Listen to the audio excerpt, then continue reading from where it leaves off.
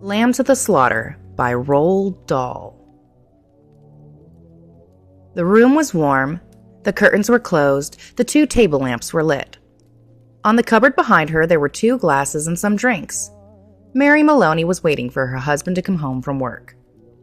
Now and again she glanced at the clock, but without anxiety. She merely wanted to satisfy herself that each minute that went by made it nearer the time when he would come home.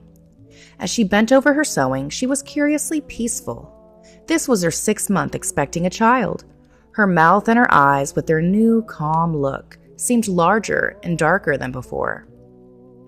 When the clock said 10 minutes to 5, she began to listen, and a few moments later, punctually as always, she heard the car tires on the stones outside, the car door closing, footsteps passing the window, the key turning in the lock. She stood up and went forward to kiss him as he entered. "Hello, darling," she said. "Hello," he answered. She took his coat and hung it up. Then she made the drinks, a strong one for him and a weak one for herself, and soon she was back again in her chair with the sewing, and he was in the other chair, holding the tall glass, rolling it gently so that the ice knocked musically against the side of the glass. For her, this was always a wonderful time of day. She knew he didn't want to speak much until the first drink was finished, and she was satisfied to sit quietly, enjoying his company after the long hours alone in the house. She loved the warmth that came out of him when they were alone together. She loved the shape of his mouth, and she especially liked the way he didn't complain about being tired. "Tired, darling?" "Yes, I'm thoroughly exhausted." And as he spoke, he did an unusual thing. He lifted his glass and drank it down in one swallow, although there was still half of it left. He got up and went slowly to get himself another drink. "I'll get it," she cried, jumping up. "Sit down," he said. When he came back, she noticed that the new drink was a very strong one. She watched him as he began to drink. "I think it's a shame that when someone's been a policeman as long as you have, he still has to walk around all day long." He didn't answer. "Darling, if you're too tired to eat out tonight as we had planned, I can fix you something. There's plenty of meat and stuff in the freezer." Her eyes waited to an answer, a smile, a nod, but he made no sign. "Anyway," she went on, "I'll get you some bread and cheese." "I don't want it," he said. She moved uneasily in her chair. "But you have to have supper. I can easily fix you something. I'd like to. We can have lamb. Anything you want. Everything's in the freezer." "Forget it," he said. "But darling, you have to eat. I'll do it anyway, and then you can have it or not, as you like." She stood up and placed her sewing on the table by the lamp. "Sit down. Just for a minute, sit down." It wasn't until then that she began to get frightened. "Go on," he said. "Sit down." She lowered herself into the chair, watching him all the time with large, puzzled eyes. He had finished his second drink and was staring into the glass. "Listen, I've got something to tell you." "What is it, darling? What's the matter?" He became absolutely motionless, and he kept his head down. "This is going to be a big shock to you, I'm afraid. But I've thought about it a good deal, and I've decided that the only thing to do is to tell you immediately." And he told her. It didn't take long, 4 or 5 minutes at most, and she sat still through it all, watching him with puzzled horror. "So there it is. And I know it's a tough time to be telling you this, but there simply wasn't any other way. Of course, I'll give you money and see that you're taken care of, but there really shouldn't be any problem. I hope not, in any case. It wouldn't be very good for my job." Her first instinct was not to believe any of it. She thought that perhaps she'd imagined the whole thing. Perhaps, if she acted as though she had not heard him, she would find out that none of it had ever happened. "I'll fix some supper," she whispered. When she walked across the room, she couldn't feel her feet touching the floor. She couldn't feel anything except a slight sickness. She did everything without thinking. She went downstairs to the freezer and took hold of the first object she found. She lifted it out and looked at it. It was wrapped in paper, so she took off the paper and looked at it again. A leg of lamb. All right, then, they would have lamb for supper. She carried it upstairs, held the thin end with both her hands. She went into the living room, saw him standing by the window with his back to her, and stopped. I've already told you, don't make supper for me. I'm going out. At that point, Mary Maloney simply walked up behind him, and without any pause, she swung the big frozen leg of lamb high in the air and brought it down as hard as she could on the back of his head. She might as well have hit him with a steel bar. She stepped back, waiting, and the strange thing was that he remained standing there for at least 4 or 5 seconds. Then he crashed onto the carpet. The violence of the crash, the noise, the small table overturning, helped to bring her out of the shock. She came out slowly, feeling cold and surprised, and she stood for a few minutes, looking at the body, still holding the piece of meat tightly with both hands. All right, she told herself, so I've killed him. It was extraordinary now, how clear her mind became all of a sudden. She began thinking very fast. As the wife of a detective, she knew what the punishment would be. It made no difference to her. In fact, it would be a relief. On the other hand, what about the baby? What were the laws about murderers with unborn children? Did they kill them both, mother and child? Did they wait until the baby was born? What did they do? Mary Maloney didn't know, and she wasn't prepared to take a chance. She carried the meat into the kitchen, put it into a pan, turned on the oven, and put the pan inside. Then she washed her hands, ran upstairs, sat down in front of the mirror, fixed her makeup, and tried to smile. The smile was rather peculiar. She tried again.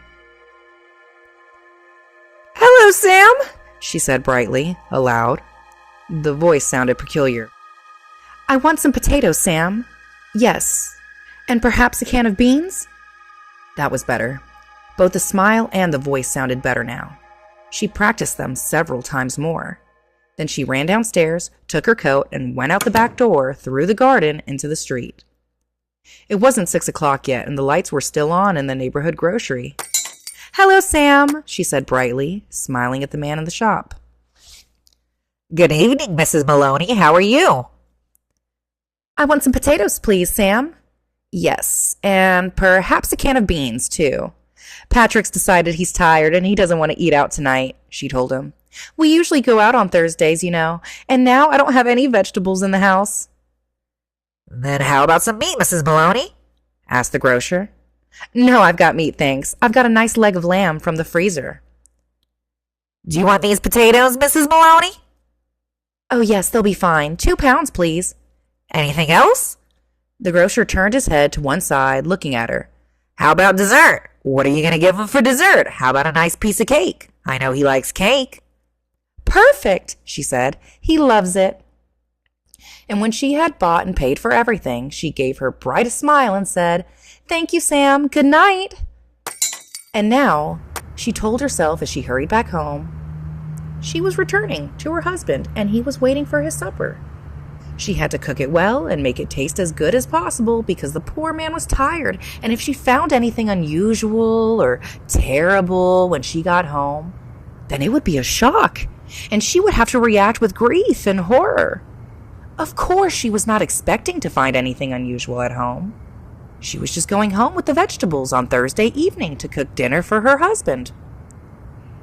That's the way, she told herself.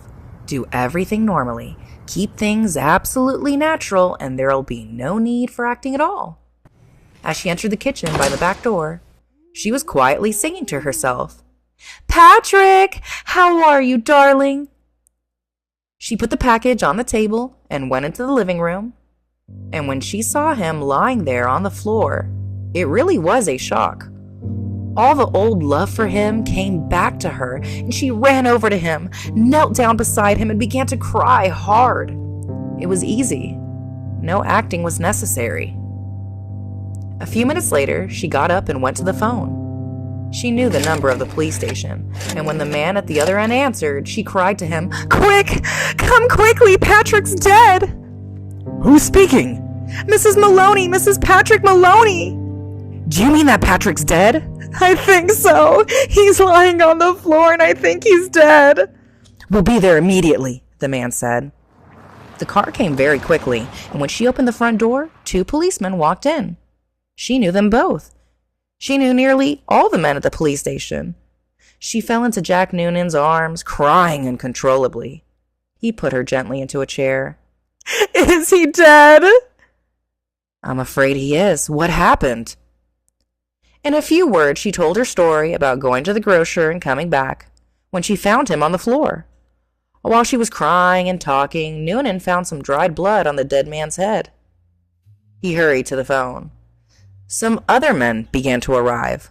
A doctor, 2 detectives, a police photographer, and a man who knew about fingerprints. The detectives kept asking her a lot of questions. They always treated her kindly. She told them how she'd put the meat into the oven. It's there now! And how she had gone to the grocer's for vegetables, and how she came back to find him lying on the floor.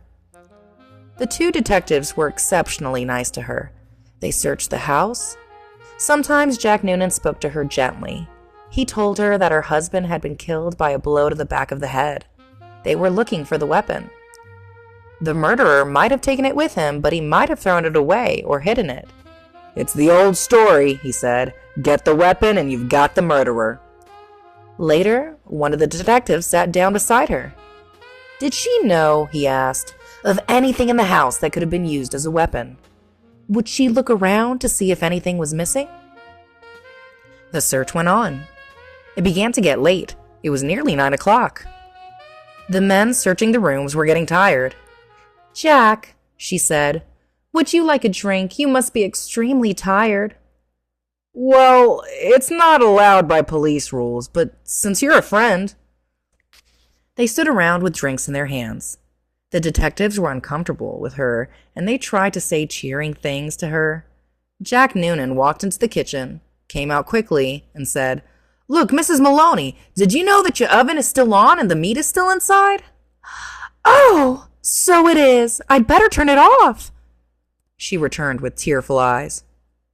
Would you do me a favor? Here you all are, all good friends of Patrick's, and you're helping to catch the man who killed him.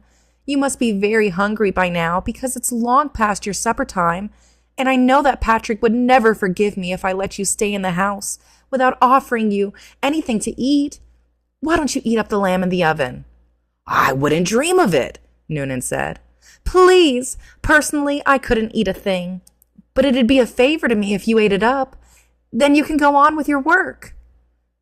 The detectives hesitated, but they were hungry, and in the end, they went into the kitchen and helped themselves to supper. The woman stayed where she was and listened to them through the open door. She could hear them speaking among themselves, and their voices were thick because their mouths were full of meat. Have some more, Charlie. Nah, we'd better not finish it. She wants us to finish it. She said we ought to eat it up. That's a big bar the murderer must have had used to hit poor Patrick. The doctor says the back of his head was broken to pieces. That's why the weapon should be easy to find. Exactly what I say. Whoever did it, he can't carry a weapon that big around with him. Personally, I think the weapon is somewhere near the house.